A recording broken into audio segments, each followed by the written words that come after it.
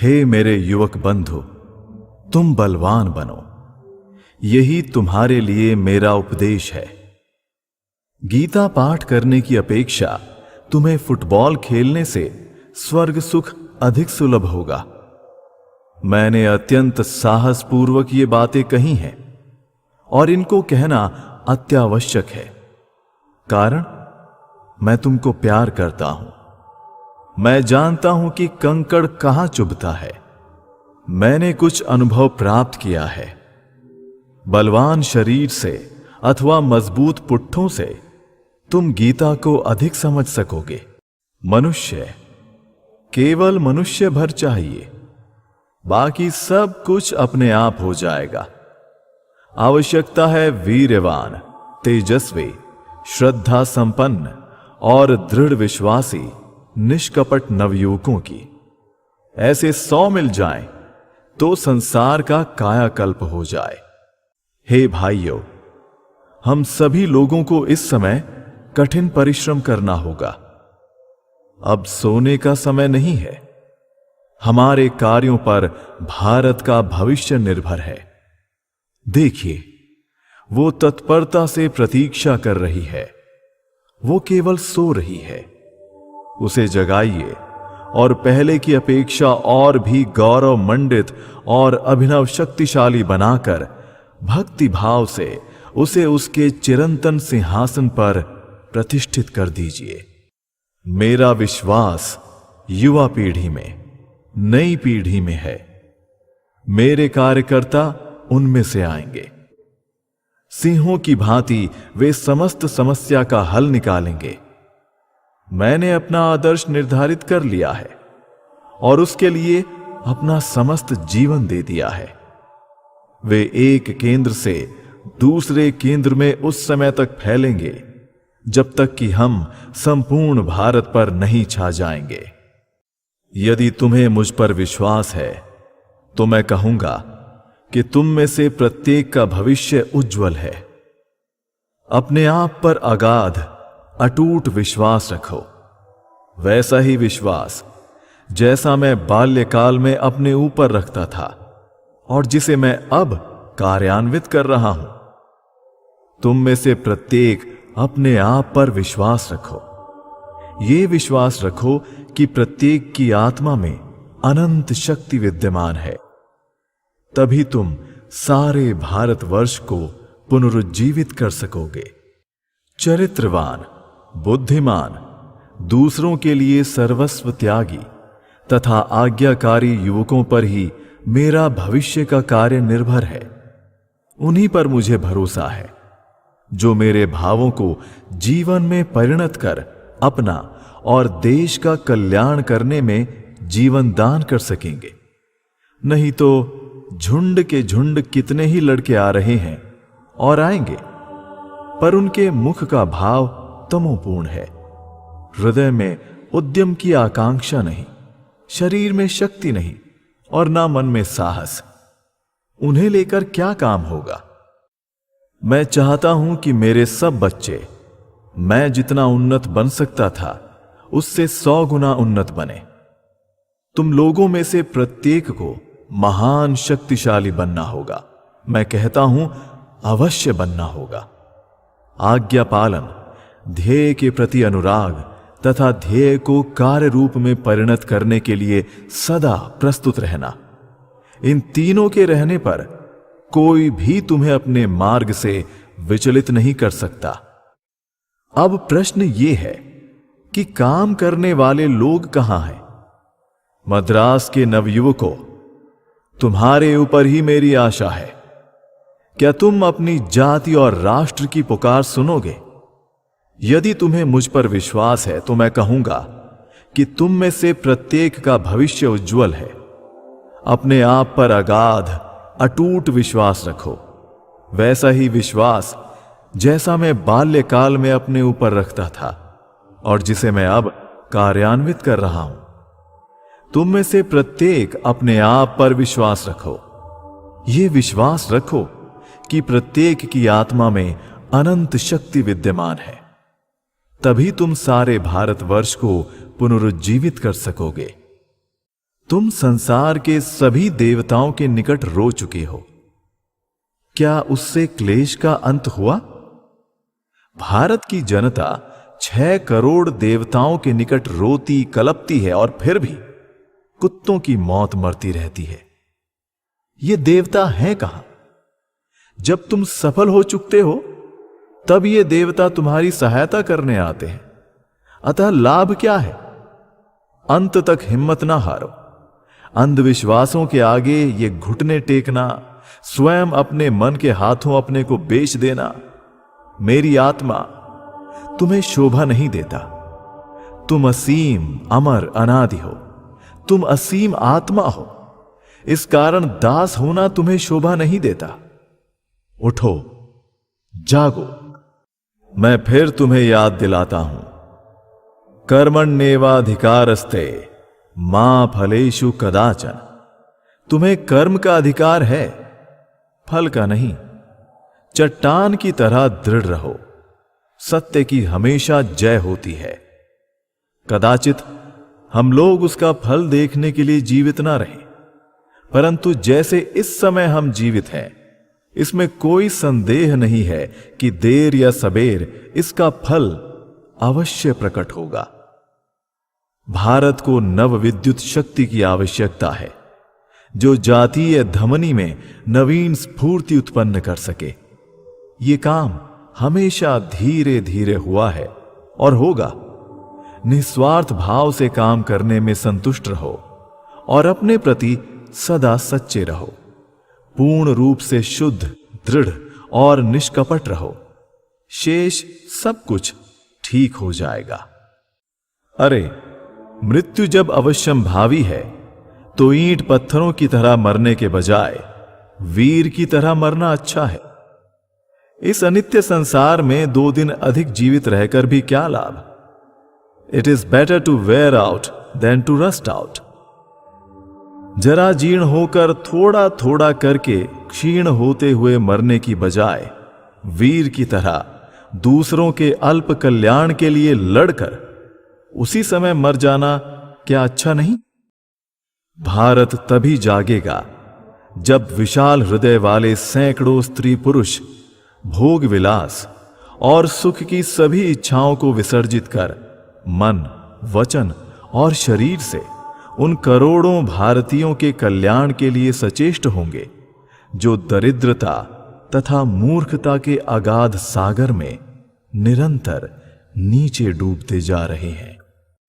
क्या तुम निष्कपट हो, मरते दम तक निस्वार्थ और प्रेम परायण? तब डरो नहीं, मृत्यु को भी नहीं। आगे बढ़ो। सारा संसार आलोक चाहता है, उसे बड़ी आशा है। एकमात्र भारत ही में ये आलोक है। ये रहस्यपूर्ण निरर्थक धार्मिक अनुष्ठानों में या छल कपट में नहीं है। ये उन उपदेशों में है जो यथार्थ धर्म के सार तत्व की महिमा की शिक्षा देती है, सर्वोच्च आध्यात्मिक तत्व की शिक्षा देती है। यही कारण है कि प्रभु ने इस जाति को इसके इतने सारे उतार चढ़ावों के बावजूद आज भी सुरक्षित रखा है। अब समय आ उपस्थित हुआ है। मेरे वीर हृदय युवकों, ये विश्वास रखो कि अनेक महान कार्य करने के लिए तुम सबका जन्म हुआ है। कुत्तों के भौंकने से न डरो, नहीं, स्वर्ग के वज्र से भी न डरो। उठ खड़े हो जाओ और कार्य करते चलो। लाखों स्त्री पुरुष पवित्रता के अग्नि मंत्र से दीक्षित होकर भगवान के प्रति अटल विश्वास से शक्तिमान बनकर और गरीबों, पतितों तथा पद दलितों के प्रति सहानुभूति से सिंह के समान साहसी बनकर इस संपूर्ण भारत देश के एक छोर से दूसरे छोर तक सर्वत्र उद्धार के संदेश, सेवा के संदेश, सामाजिक उत्थान के संदेश और समानता के संदेश का प्रचार करते हुए विचरण करेंगे। हे सिंहों, आएं और इस मिथ्या भ्रम को झटक कर दूर फेंक दें कि आप भेड़ हैं। आप हैं आत्मा अमर, आत्मा मुक्त, आनंदमय और नित्य। आप जड़ नहीं हैं, आप शरीर नहीं हैं। जड़ तो आपका दास है, न कि आप हैं दास जड़ के। महावीर के चरित्र को ही तुम्हें इस समय आदर्श मानना पड़ेगा। जीवन मृत्यु की परवाह कहां। महाजितेंद्रिय, महाबुद्धिमान, दास्य भाव के उस महान आदर्श से तुम्हें अपना जीवन गठित करना होगा। वैसा करने पर दूसरे भावों का विकास स्वयं ही हो जाएगा। दुविधा छोड़कर गुरु की आज्ञा का पालन और ब्रह्मचर्य की रक्षा, यही है सफलता का रहस्य। नाथ पंथः विद्यते यनाय, अवलंबन करने योग्य और दूसरा पथ नहीं। एक ओर हनुमान जी के जैसा सेवा भाव और दूसरी ओर उसी प्रकार त्रैलोक्य को भयभीत कर देने वाला सिंह जैसा विक्रम। सिद्ध होना हो तो प्रबल अध्यवसाय चाहिए, मन का अपरिमित बल चाहिए। अध्यवसायशील साधक कहता है, मैं चुल्लू से समुद्र पी जाऊंगा, मेरी इच्छा मात्र से पर्वत चूर चूर हो जाएंगे। इस प्रकार का तेज, इस प्रकार दृढ़ संकल्प लेकर कठोर साधना करो और तुम ध्येय को अवश्य प्राप्त करोगे। स्वार्थपरता की आवश्यकता नहीं, नाम की भी नहीं, यश की भी नहीं, तुम्हारे नहीं, मेरे नहीं, मेरे प्रभु के भी नहीं। काम करो, भावनाओं को, योजनाओं को कार्यान्वित करो। मेरे बालकों, मेरे वीरों, सर्वोत्तम साधु स्वभाव मेरे प्रियजनों, पहिए पर जा लगो, उस पर अपने कंधे लगा दो। नाम, यश अथवा अन्य तुच्छ विषयों के लिए पीछे मत देखो। स्वार्थ को उखाड़ फेंको और काम करो। आओ, मनुष्य बनो, कूप मंडूकता छोड़ो और बाहर दृष्टि डालो। देखो, अन्य देश किस तरह आगे बढ़ रहे हैं। क्या तुम्हें मनुष्य से प्रेम है? क्या तुम्हें अपने देश से प्रेम है? यदि हां, तो आओ, हम लोग उच्चता और उन्नति के मार्ग में प्रयत्नशील हों। पीछे मुड़कर मत देखो। अत्यंत निकट और प्रिय संबंधी रोते हों तो रोने दो, पीछे देखो ही मत, केवल आगे बढ़ते जाओ। याद रखो कि धन का कोई मूल्य है? न नाम का, न यश का, न विद्या का। केवल चरित्र ही कठिनाइयों के दुर्भेद्य पत्थर की दीवारों में से गुजर सकता है।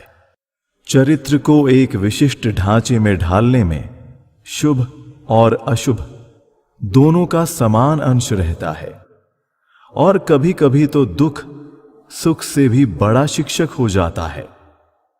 यदि हम संसार के महापुरुषों के चरित्र का अध्ययन करें तो मैं कह सकता हूं कि अधिकांश दृष्टांतों में हम यही देखेंगे कि सुख की अपेक्षा दुख ने तथा संपत्ति की अपेक्षा दारिद्र्य ने ही उन्हें अधिक शिक्षा दी है, एवं प्रशंसा की अपेक्षा आघातों ने ही उनकी अंतस्थ अग्नि को अधिक प्रस्फुरित किया है।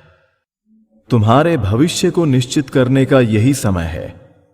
इसीलिए मैं कहता हूं कि अभी इस भरी जवानी में, इस नए जोश के जमाने में ही काम करो। जीर्ण शीर्ण हो जाने पर काम नहीं होगा। काम करो, क्योंकि काम करने का यही समय है। सबसे अधिक ताजे, बिना स्पर्श किए हुए और बिना सूंघे फूल ही भगवान के चरणों पर चढ़ाए जाते हैं और वे उसे ही ग्रहण करते हैं। सतर्क रहो, जो कुछ असत्य है उसे पास ना फटकने दो। सत्य पर डटे रहो, बस तभी हम सफल होंगे। शायद थोड़ा अधिक समय लगे, पर सफल हम अवश्य होंगे। इस तरह काम करते जाओ कि मानो मैं कभी था ही नहीं। इस तरह काम करो कि मानो तुम में से हर एक के ऊपर सारा काम आ पड़ा है। भविष्य की 50 सदियां तुम्हारी ओर ताक रही हैं। भारत का भविष्य तुम पर ही निर्भर है। काम करते जाओ।